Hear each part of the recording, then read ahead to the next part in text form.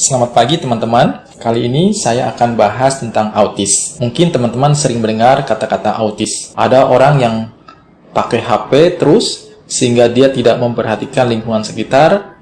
Kita sering menyebutnya, "Woi, ini orang kok autis banget." Nah, yang akan kita bicarakan autis yang dikaitkan dengan penyakit. Autis adalah gangguan perkembangan saraf yang mempengaruhi kemampuan anak dalam berkomunikasi, interaksi sosial, dan perilaku. Dan rupanya ada sekitar 1 penyandang autisme pada setiap 100 bayi yang lahir.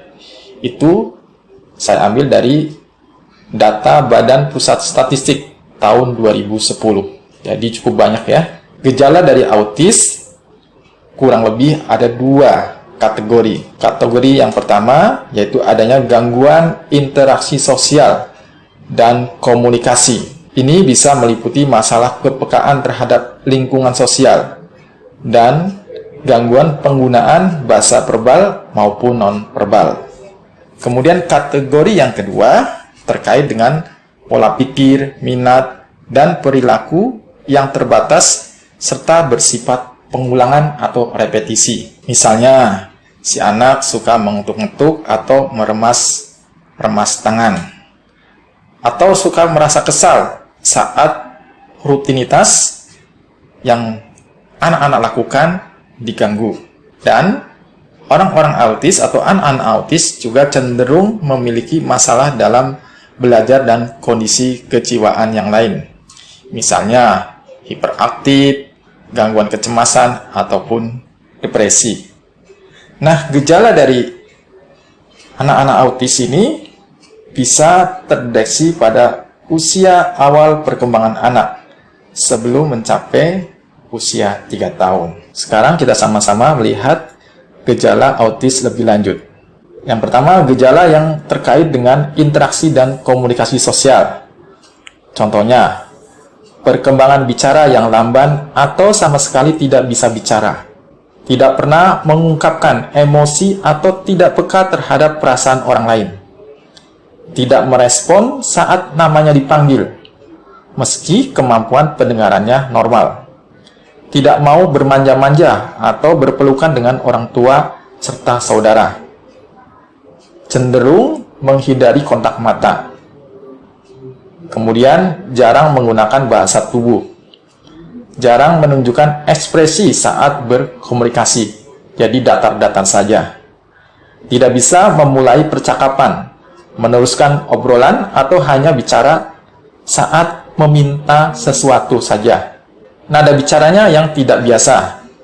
Misalnya datar seperti robot. Sering mengulang kata-kata dan frasa, tapi tidak mengerti penggunaannya secara tepat. Cenderung terlihat tidak memahami pertanyaan atau petunjuk sederhana. Tidak memahami interaksi sosial yang umum. Misalnya bagaimana cara menyapa dan lain-lain. Itu gejala terkait interaksi dan komunikasi sosial. Kemudian gejala yang menyangkut pola perilaku. Misalnya memiliki kelainan dalam pola gerakan. Misalnya kalau jalan selalu berjinjit. Kemudian lebih suka rutinitas yang familiar. Dan marah jika ada perubahan. Anak tidak bisa diam, melakukan gerakan yang berulang. Misalnya mengibaskan tangan atau mengayunkan tubuh ke depan dan belakang. Cara bermain yang repetitif dan tidak imajinatif. Misalnya menyusun balok berdasarkan ukuran atau warna daripada membangun sesuatu yang berbeda. Hanya menyukai makanan tertentu. Misalnya memilih makanan berdasarkan tekstur atau berdasarkan warna. Sangat terpaku pada topik atau kegiatan tertentu dengan intensitas fokus yang berlebihan. Cenderung sensitif terhadap cahaya, sentuhan, atau suara, tapi tidak merespon terhadap rasa sakit. Penyandang autis umumnya juga memiliki gejala atau pengaruh dari gangguan lain. Misalnya hiperaktif, epilepsi, kemudian kedutan yang terus berulang, gangguan obsesif kompulsif, kemudian depresi, kecemasan, gangguan belajar, gangguan sensorik, dan gangguan bipolar. Apa penyebab dari autis? Penyebabnya sampai saat ini belum diketahui secara pasti. Setidaknya kurang lebih ada 5 yang bisa dikaitkan dengan autis. Yang pertama, jenis kelamin. Rupanya anak lelaki memiliki risiko hingga 4 kali lebih tinggi mengalami autisme dibandingkan dengan anak perempuan. Kemudian faktor keturunan. Orang tua seorang pengidap autisme beresiko kembali memiliki anak dengan kelainan yang sama. Pajanan selama dalam kandungan. Contohnya, pajanan terhadap minuman beralkohol atau obat-obatan, terutama obat epilepsi untuk ibu hamil selama dalam kandungan. Pengaruh gangguan lainnya seperti sindrom Down, distrofi otot, kemudian neurofibromatosis, kemudian lumpuh otak, kemudian sindrom Rett. Kelahiran prematur, khususnya bayi yang lahir pada masa kehamilan 26 minggu atau kurang. Terapinya bagaimana? Yang jelas, autis adalah kelainan yang tidak bisa disembuhkan. Maka tujuan terapi adalah mengembangkan kemampuan para penyandang semaksimal mungkin agar mereka bisa menjalani kehidupan sehari-hari. Terapinya diantaranya dengan terapi perilaku dan komunikasi.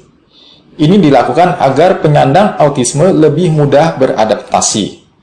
Kemudian terapi keluarga, agar orang tua atau saudara bisa belajar cara berinteraksi dengan penyandang autisme. Kemudian pemberian obat-obatan.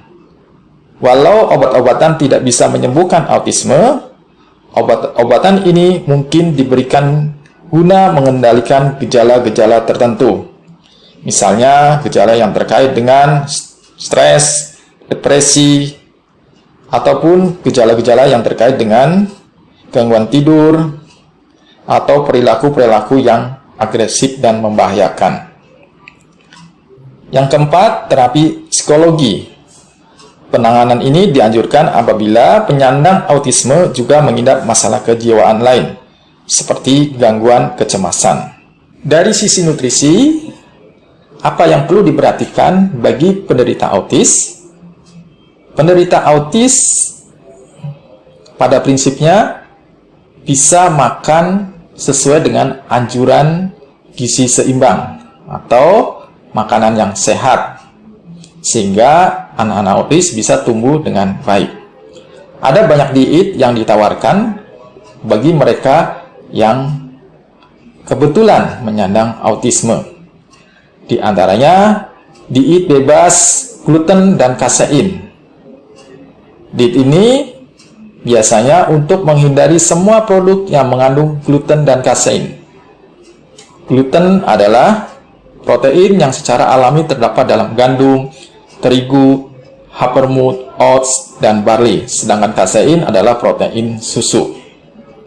Contohnya, makanan yang tidak bisa diberikan: biskuit, mie, roti, kue, snack, dan segala jenis makanan lain yang mengandung tepung terigu dan beras ketan. Sebagai penggantinya, makanan yang mengandung tepung beras, tepung tapioka, singkong, ubi, talas, jagung, beras, dan bihun. Sedangkan yang bebas kasein, kita menghindari makanan-makanan yang mengandung susu sapi seperti keju, mozzarella, butter, permen, susu, es krim, yogurt, snack. Sedangkan makanan penggantinya bisa susu kedelai, daging, ikan segar yang tidak diawetkan, unggas, telur, udang, kerang, cumi, tahu, kacang hijau, kacang merah, kacang tolo, kacang mede, dan kacang kapri. Ada juga yang menerapkan diet bebas gula, yaitu membatasi asupan gula, baik gula murni maupun gula buatan. Jadi, penyandang autisme tidak diberikan gula pasir, sirup, minuman yang berkarbonasi, dan jus buah dalam kemasan. Sebagai penggantinya, jus buah alami tanpa gula, gula palem, namun dengan jumlah yang sedikit dan hanya untuk dicampur dalam pembuatan kue, gula buah, namun tidak dalam frekuensi yang sering. Gula-gula buatan yang dihindari, gula dari sakarin, aspartam, dan sebagai penggantinya bisa menggunakan gula jagung ataupun gula sorbitol. Selanjutnya ada juga diet bebas zat adiktif atau zat bahan tambahan sintetis. Pada diet ini hindari memberikan makanan dengan zat aditif atau makanan yang mengandung campuran bahan-bahan kimia. Jadi dihindari sosis, kornet, nugget, bakso olahan, dan makanan olahan lainnya. Sebagai gantinya, gunakan makanan yang dimasak secara alami.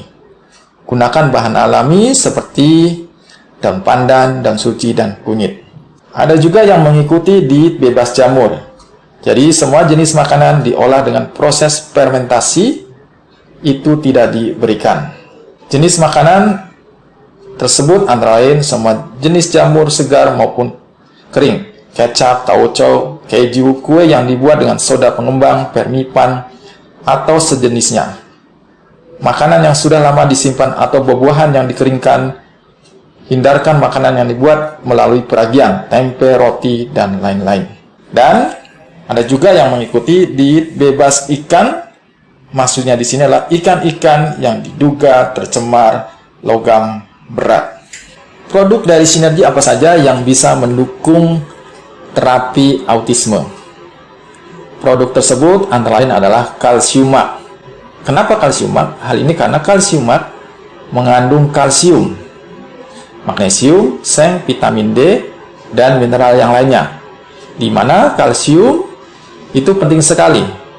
Anak-anak yang kekurangan kalsium lebih cenderung menunjukkan sifat mudah tersinggung, mengalami gangguan tidur, amarah, dan tidak mampu memberikan perhatian pada sesuatu. Sedangkan pemberian magnesium, bila perlu ditambah vitamin B6, manfaatnya sangat banyak. Kita kenal magnesium sebagai mineral anti-stres.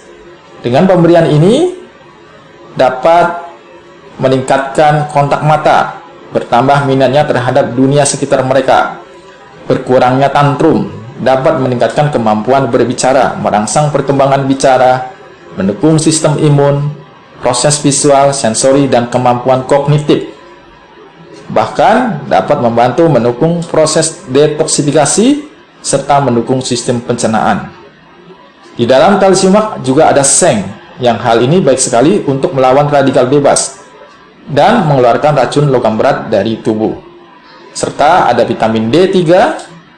Kekurangan vitamin D pada ibu selama masa kehamilan dapat meningkatkan resiko autis pada anak-anak.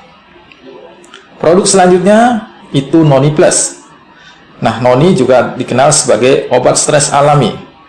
Kemampuan antioksidannya yang mencegah kerusakan akibat reaksi tubuh menghadapi stres, scopoletin yang dapat merangsang pembentukan serotonin dan melatonin, juga dengan mengoptimalkan fungsi pembuluh darah pada otak. Ada juga spirulina. Ini juga penting untuk penderita autis karena di dalam spirulina ada asam-asam amino, ada asam lemak esensial, dan juga ada bahan-bahan penting lainnya.